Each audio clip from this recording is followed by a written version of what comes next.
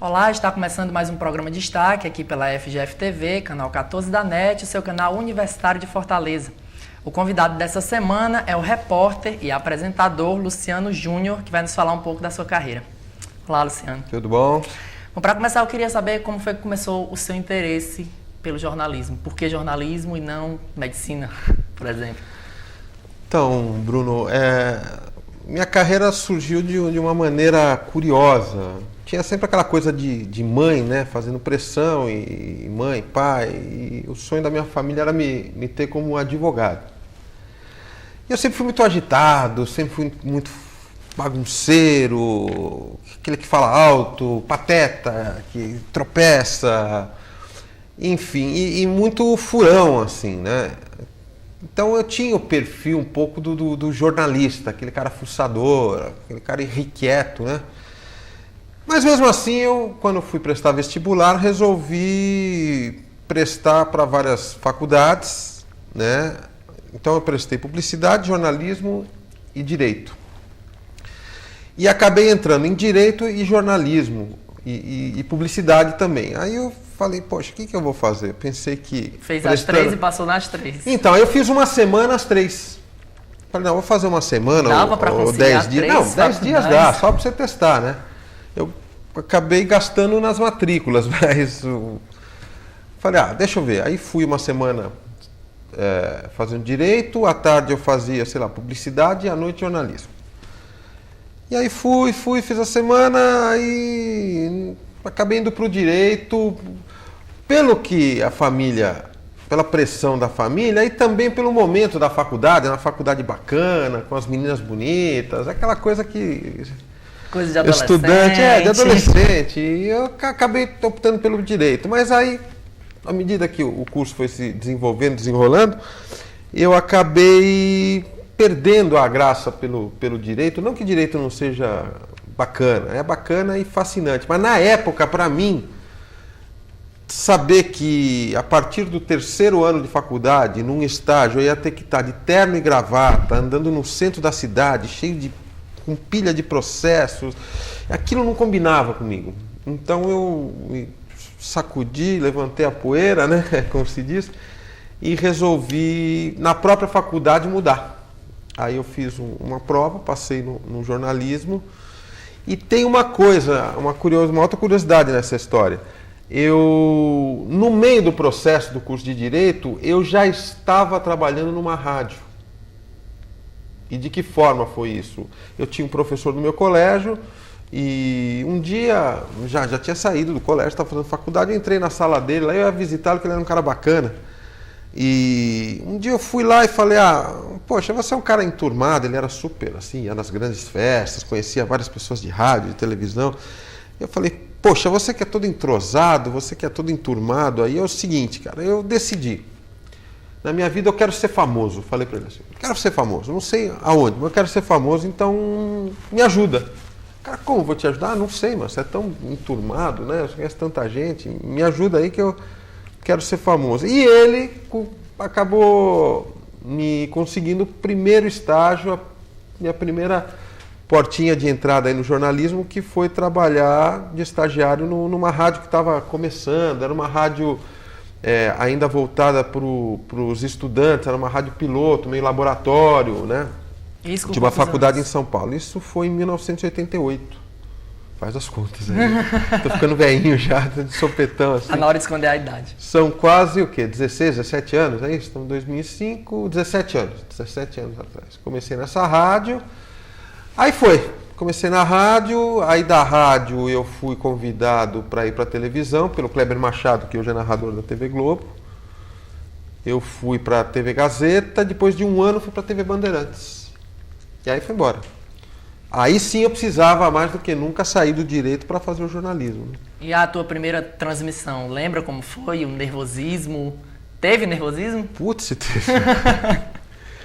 Meu Deus, foi engraçado, assim, foram dois momentos marcantes do meu início de carreira. Né? Primeiro no ao vivo, numa grande televisão, que era a TV Bandeirantes, e na época que a Bandeirantes tinha, estava no meio do processo do Canal do Esporte, que marcou, fez época na televisão brasileira, e tinha uma equipe fora de série. O Cabrini era repórter de esporte, você tinha o Flávio Prado, você tinha o Gilson Ribeiro, Elia Júnior, Simone Mello, Luciano do Vale narrando, você tinha comentaristas, Gerson, Rivelino. Era uma equipe que marcou época na televisão. E eu entrando naquela equipe, né? Garotão de tudo, entrando. Então eu lembro que a minha primeira transmissão ao vivo foi muito engraçada, porque fui fazer um jogo de basquete e as equipes de basquete te davam uma planilha com o nome das jogadoras, né?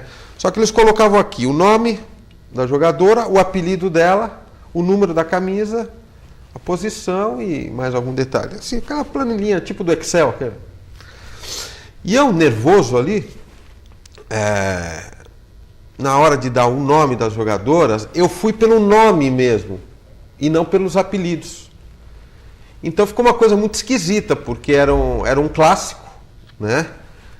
E ali eu comecei a dar o nome. Então o nome da Paula, jogadora de basquete, eu falava assim, número 4, Paula Gonçalves. A irmã dela, que chama Branca, que todo mundo conhece como Branca, conheceu como Branca, eu chamei Maria da Graça Gonçalves.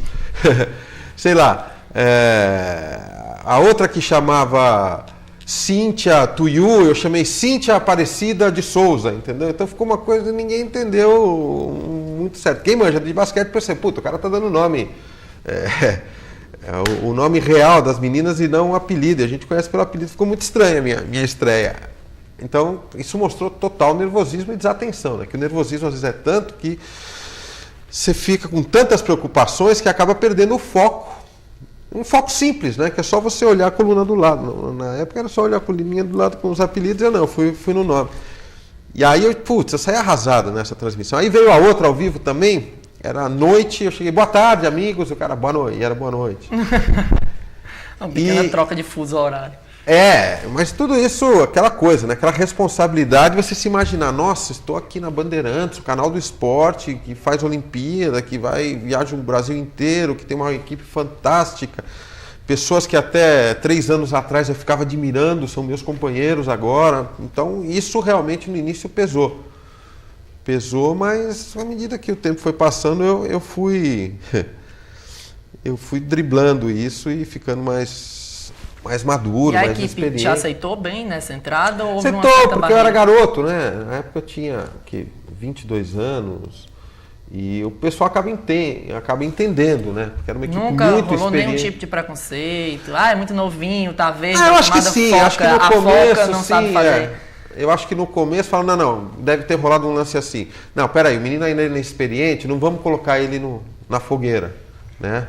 Vamos colocar aos poucos, isso com certeza deve ter rolado. Mas depois eu fui me habituando, fui amadurecendo e tudo bem, foi tranquilo. Mas é engraçado. E na parte, quando eu estreiei efetivamente na televisão, eu também me assustei um pouco, porque eu fui convidado pelo Kleber Machado para trabalhar na TV Gazeta de São Paulo. Né? Não é que eu fui convidado pelo Kleber, eu fui indicado pelo Kleber, para o chefe do Departamento de Esportes da Gazeta na época, que é o Roberto Avalone, hoje da TV Bandeirantes. E quando eu fui ali conversar com a televisão, me perguntaram, mas você já fez TV? E eu naquele momento, com medo de perder a vaga, falei, não, já fiz. E nunca tinha feito televisão. E foi engraçado que, não, já fiz algumas coisas, umas reportagens. Então beleza, não sei o quê. Aí acertei minha vida, no dia de estrear eu estava desesperado, porque eu nunca tinha feito televisão na minha vida. Eu falei, caramba, o que eu faço agora? Aí chamei o Kleber, eu falei, Kleber, me dá ajuda aí, cara. Eu falei que sabia fazer TV, só que eu nunca fiz, cara. Falei para segurar o emprego. Aí ele virou, não, Luciano, não desencana, não tem problema. Vai lá no treino, era o treino do Corinthians que eu ia fazer. Comecei com o pé direito nesse aspecto. Né? E aí o Kleber falou, não tem problema, vai lá no treino, vai lá, faz uma passagenzinha, uma sonora e um off. Que é assim. Isso? Falei, beleza, lógico, cara, passagem, off, sonora, mas é só isso, cara. Não, vamos lá, cara. E entrei em parafuso, cara. O que é passagem sonora e off? Aí você vai meio, né, na humildade ali, você vai perguntando o que é passagem, o que é... Para os caras vão te ajudando, principalmente o cinegrafista que sai com você, acaba sendo teu grande companheiro e a pessoa que nesse primeiro momento te dá um apoio, né? Você tem que torcer também para pegar um cinegrafista disposto a isso. A maioria acaba te ajudando, mas tem uns que são mais mal-humorados e às vezes eles relutam assim em querer te dar um apoio. Mas eu caí na mão de um cinegrafista bacana e aí acabou dando certo. Aprendi o que é passagem off e sonora. Demorou muito para aprender o que é a passagem? O que é Não, isso foi no dia, mas depois como colocar bem as coisas, como montar bem uma matéria, aí você precisa de um tempinho, né? Porque não é só você escrever, você fazer uma passagem e você... Acho que de tudo a entrevista é mais fácil, né? A sonora é a coisa mais tranquila, porque ali você faz a pergunta, respondeu, não tem muito segredo. Agora, você elaborar uma passagem na reportagem, que é o momento que você aparece, né? Que você pega e assina a tua reportagem, ou que você faz, né? Uma ligação de um assunto para o outro, você precisa de traquejo, você precisa de experiência, você precisa, né? Está muito bem familiarizado com o conceito da passagem para fazer uma coisa bacana. Porque a passagem ela tem vários perfis, né? Pode ser uma coisa paradinha, sem muito se envolver na notícia, pode ser um elo de ligação importante em relação a um assunto que está vindo, pode ser uma mudança, né, de assunto bacana, o complemento de alguma coisa. Pode ser um recurso que você se utiliza para dar uma informação importante que você não tem a imagem. Então, ou que você não tem a informação. Vou dar um exemplo. Eu tive essa semana no Centro de Treinamento de São Paulo e o Richardson, acho que chama, um jogador lá que era do Santo André, entrou com uma liminar na Justiça, conseguiu o passe e negociou esse passe com o São Paulo. Porém, o Santo André, né, conseguiu na Justiça cassar essa liminar que dava o passe para ele. Então, naquele dia estava esse imbróglio lá no São Paulo. O cara treinou, mas não pode jogar porque o Santo André pediu para voltar, aquela coisa toda. E ele saiu do treino sem dar declaração. E ninguém da diretoria falou sobre isso. Então você não tinha ninguém dando essa informação do que seria feito do caso Richardson.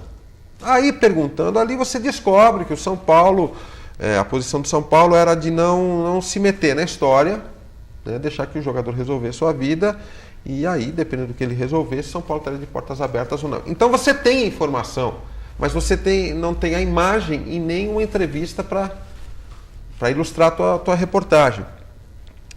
Então aí você usa o recurso da passagem. Então você fala, olha, o jogador Richardson foi o problema de hoje em relação ao treino do São Paulo, por isso. Ele saiu do treinamento e não deu nenhuma declaração, não deu nenhum depoimento. E a diretoria de São Paulo disse que o problema é dele. Então você usa a passagem para isso aí. Então, passagem não é só você sentar ou ficar em frente à câmera e dar um recado. Recortar uma parte do teu texto, da tua matéria e colocar ali. Não, ela tem que ter um sentido, né? Ela tem que ter uma justificativa. Às vezes você precisa mostrar alguma coisa.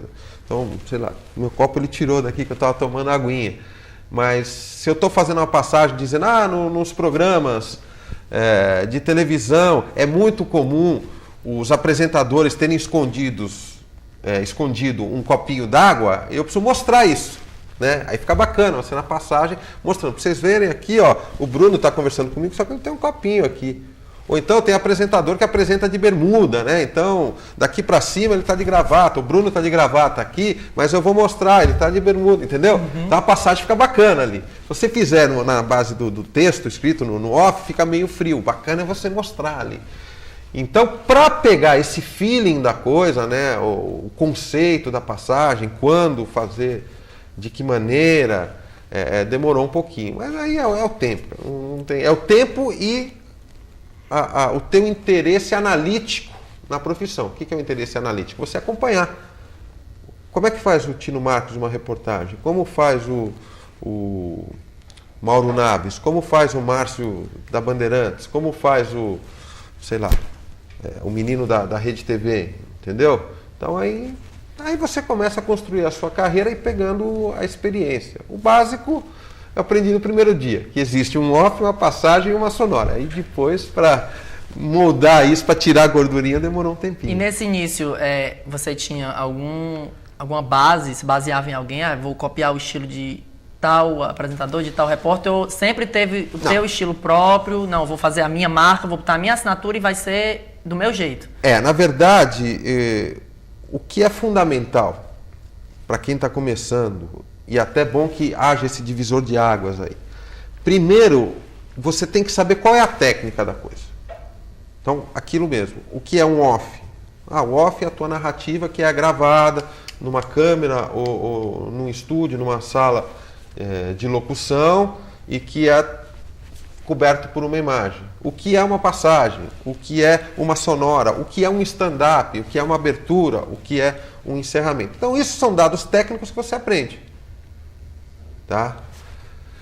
Depois que você, nesse contexto, já sabe basicamente tudo tecnicamente, você vai começar a criar o teu estilo. Entendeu? Teu estilo nasce depois desse aprendizado, da didática da coisa. Você querer se impor antes do aprendizado, você vai acabar se confundindo. Claro, existem casos raros de pessoas que já nascem com um dom, que tem uma personalidade forte, tem uma voz muito forte, tem um estilo muito forte.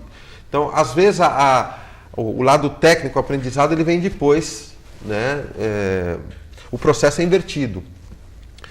Mas é por aí. Meu estilo, ele surgiu depois que eu já estava muito à vontade em relação a como construir uma reportagem ou como fazer um trabalho ao vivo. Aí sim eu comecei, foi uma segunda etapa no meu início de carreira. E nas tuas reportagens sempre ficou livre para fazer o que você queria ou a emissora impunha alguma coisa? Não pode fazer isso, enfoca isso, ou você sempre ficou muito livre para fazer o que você queria? Na verdade, a informação, a gente sempre trabalhei muito com factual, né? Seja no esporte ou no jornalismo geral que eu faço atualmente. Então o fato está ali. Aconteceu alguma coisa, ou vai acontecer, existe a expectativa de que aconteça isso, ou você vai cobrir o acontecimento, se for uma partida de futebol, ou a chegada de um bandido, enfim. Isso aí, o fato ele é apresentado pelo pauteiro, né? Pela pessoa que desenvolve o assunto que você vai abordar. E eu, graças a Deus, sempre tive liberdade na maneira de construção das minhas matérias, na maneira de criar, né, de criar a forma que tem a minha cara de passar a informação. Então, nunca tive nenhum tipo de censura. Não sei se foi por sorte, né? Acho que eu tenho 10 anos de TV Bandeirantes, então é uma casa que te dá muita abertura para isso. É lógico que às vezes você pode falar uma bobagem numa transmissão ao vivo, ou pode cometer um ato falho, alguma coisa, você é chamado a atenção. Mas não de véspera. Entendeu? Essa chamada de atenção é uma consequência de um trabalho que você já fez. Então, eu nunca tive nenhum tipo de censura, nunca foi cerceado, não. E nesses 10 anos de Bandeirantes, tem algum tipo de entrevistado que você gosta mais? Existe uma preferência por entrevistado ou por área? Na verdade, claro que você sempre quer entrevistar uma pessoa que esteja, de certa forma, moldada ao teu objetivo na entrevista. O que eu estou querendo dizer com isso? Então você tem aqui meia hora para conversar comigo, tá? Então você quer, nessa meia hora, você vislumbra que para que saia um papo bacana, você vai me fazer pelo menos umas 15 perguntas, né? De repente você me faz uma, eu gasto 10 minutos para responder essa uma. Quer dizer, eu sou prolixo, eu dou volta em torno do rabo, não chego a lugar nenhum, entendeu? Então, isso acaba prejudicando o teu programa, não, a tua maneira de entrevistar, e acaba sendo ruim. Então, o que eu penso sempre? Eu penso sempre em conseguir um entrevistado que responda às minhas perguntas de uma maneira bacana, né? Uma maneira simpática, uma maneira clara, tá? e que não seja um chato de galocha. Ou que não seja muito lacônico, aquele cara que você faz uma pergunta, às vezes, né, um pouco mais alongada, e o cara te responde com uma frase, sim. Aí você fala, puta, que mala, hein, meu? Pô, então eu fiz o maior jeitinho de fazer uma pergunta pra você e respondi sim. E quando isso acontece, o que é que você faz? Quando ele te responde com um mero sim... Às vezes você sabe que a pessoa é assim, então você já vai com a segunda pergunta na manga. Agora, quando você não conhece o entrevistado, ele te solta uma dessa, aí é torcer para que o teu... Nossa, bati aqui. Torcer para que o teu raciocínio esteja rápido e você já venha com uma outra pergunta, ou você dá uma travadinha. Mas aí fica até uma dica para quem está começando a reportagem. Tenha sempre a segunda pergunta na manga. Sopetão, papum. Aí que o cara fala o sim, você já joga uma outra. E se o cara você perceber que ele é lacônico, ele é ruim de falar, transforme a sua pergunta faça essa pergunta da maneira mais informal possível. Transforme isso mais próximo de um bate-papo, para deixar o cara à vontade. Porque às vezes ele é curto e grosso, ele é lacônico porque ele é tímido, ou ele é mal-humorado, está desconfiado de você, entendeu? Então, alise, né? Vai conversando. Eu lembro que uma vez eu fiz uma matéria com o Falcão, hoje comentarista da Globo, né? E na época ele era técnico da seleção brasileira. E o Falcão... É engraçado, todo mundo dizia que o Falcão era homossexual. Ninguém dizia na cara dele. Explicitamente. Perguntava para ele. Mas todo mundo falava, o cara tem 45 anos, se veste bem, nunca casou. Esse cara não sei não, acho que é homossexual. Esse cara tá com medo de assumir que é homossexual, né? E eu um dia fui fazer uma entrevista exclusiva com o Falcão e falei, eu vou perguntar. Qual o problema desse cara? Perguntou? Perguntei. Agora, também não cheguei para ele e falei, meu amigo, você é gay? Não foi de sopetão. Outra coisa, não foi a primeira pergunta que eu fiz. Foi uma das últimas. Quer dizer, o grande assunto já tinha explorado, a seleção brasileira, quem ia jogar, quem não ia, a fase dele, não sei o que. Entendeu? Aí que entra um pouco a malícia do repórter. Só que aí, de que maneira eu perguntei isso para ele? Eu contei uma historinha. Eu cheguei, poxa, Falcão, você é um cara tão, né? Você é um ícone, né? Um cara simpático, hoje técnico da seleção brasileira, uma pessoa que exerce um cargo muito importante em função do Brasil ser o país do futebol, né? E tem 45, na época ele tinha 45, né? Um cara que se veste muito bem, pô, você é perfumado, você tá perfumado aqui, né? Um cara que morou na Itália, Rio de Roma, e nunca casou. Aí ele já percebeu que vinha a bucha, né?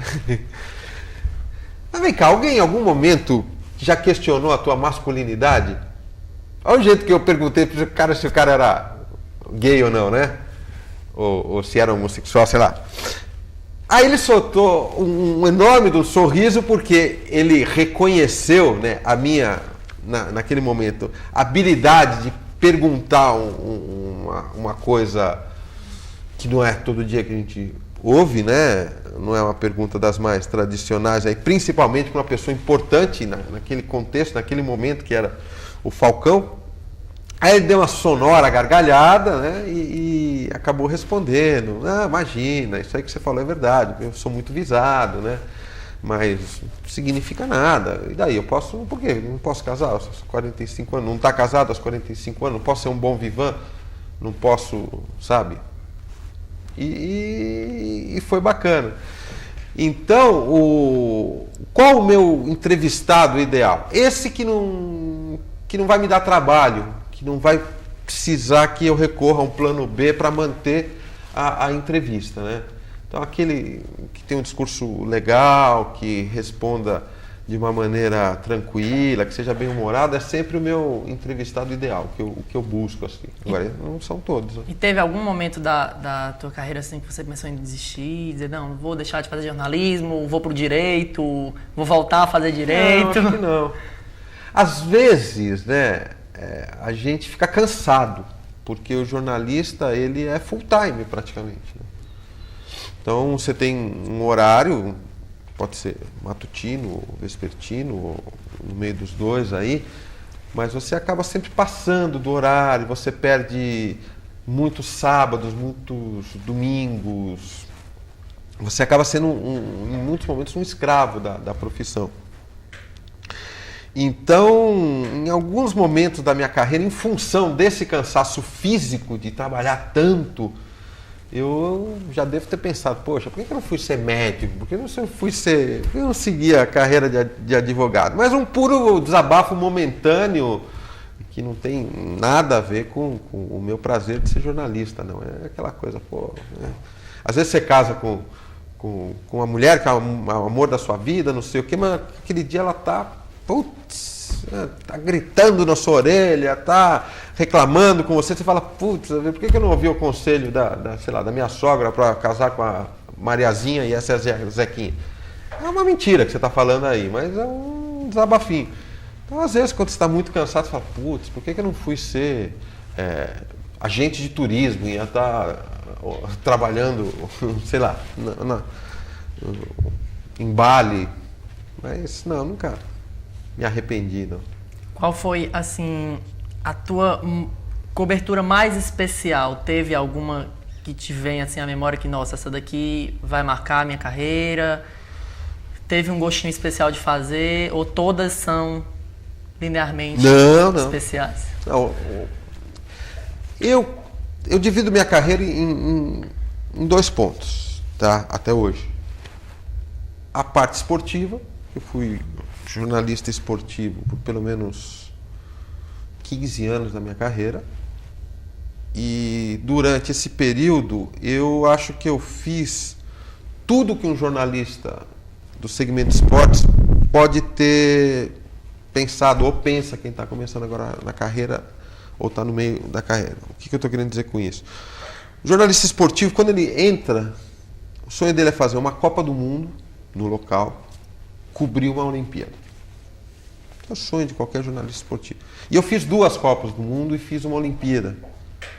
E isso foi muito legal. Eu fiz várias coberturas internacionais. Então eu fiz uma final da NBA em Nova York, que é muito legal.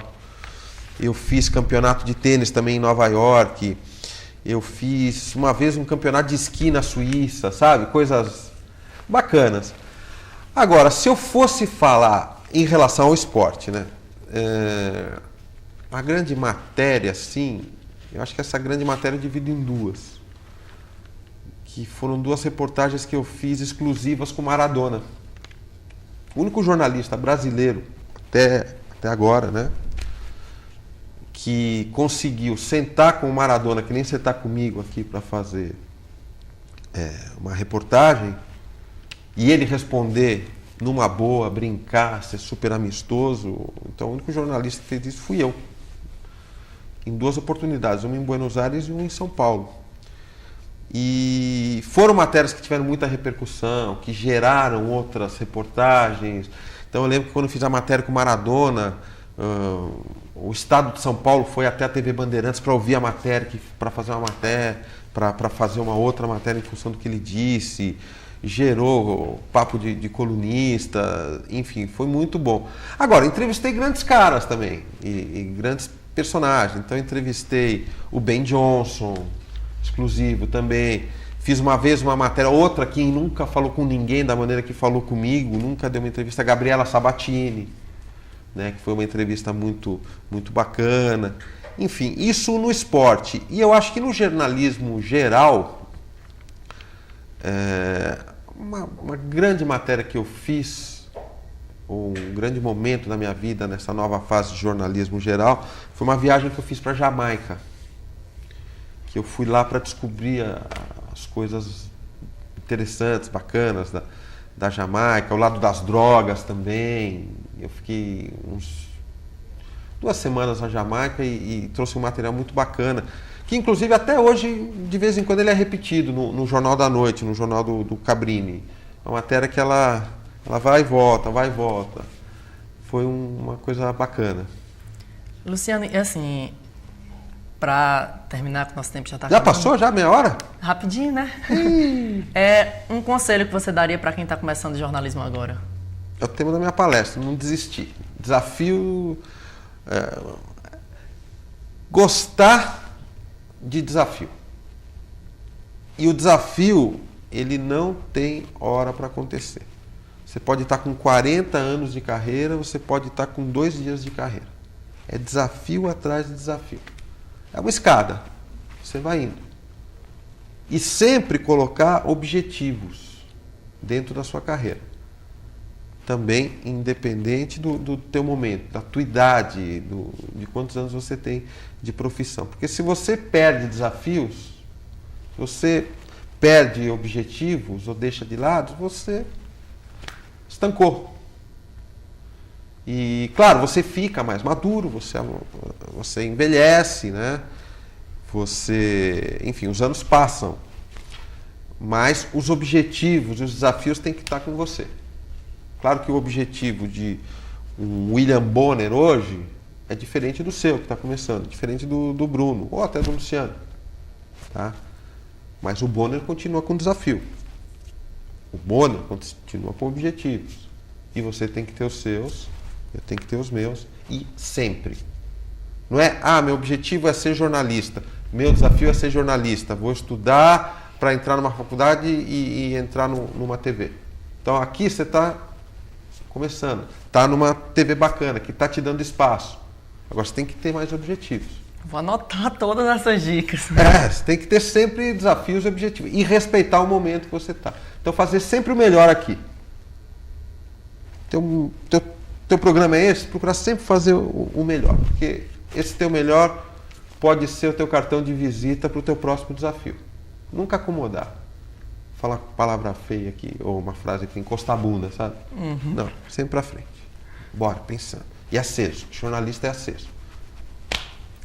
Obrigado. Nada.